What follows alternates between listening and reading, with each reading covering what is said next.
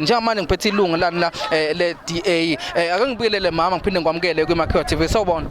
Yebo sawubona baba. Kunjani? Siyaphila. Mhlambe ngabe sikhuluma nobani wakabani? Ukhuluma noThandiwe Kunene. Oh Thandiwe Kunene. Yebo la. Oyilunga le DA. Awu bakithi. Yini mama ngathi awukho right nje namhlanje right kodwa? Ngiright mkhulu.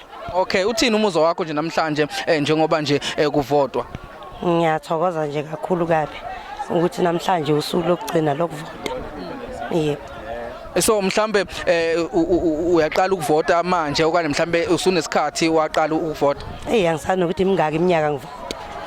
Oh mhlambe kade waqala futhi nokuba ilunga le DA okanye mhlambe okwaba iqembu elinye ngaphambilini? Cha ngeke ngaba iqembu elinye leli libusayo leli le badli beimali.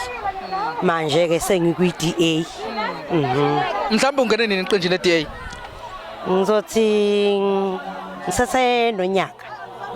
Yebo. Okay yini le kwenze wangena kwi DA? Hayi DA ngibona ukuthi ena ngcono ngene kwi DA ngani ngoba ena iDA iqembu labelungu elikwazi ukucabangela abantu abamnyama. Yebo. So mhlambe usuphetha nje uthini ke umuzwa wakho nje ngalokho kwenzeka namhlanje mawubuka nje abantu la esikhungweni bengena uyathemba ngeqembu le DA? Hayi ngiyathemba kakhulu kabi. Asiphethe mama. Ngiyathemba ukuthi ena iqembu le DA lingathatha. Danke siyabonga kakhulu ngesikhathi kanjalo nethuba usinikeze lona. Danke nami ngiyabonga.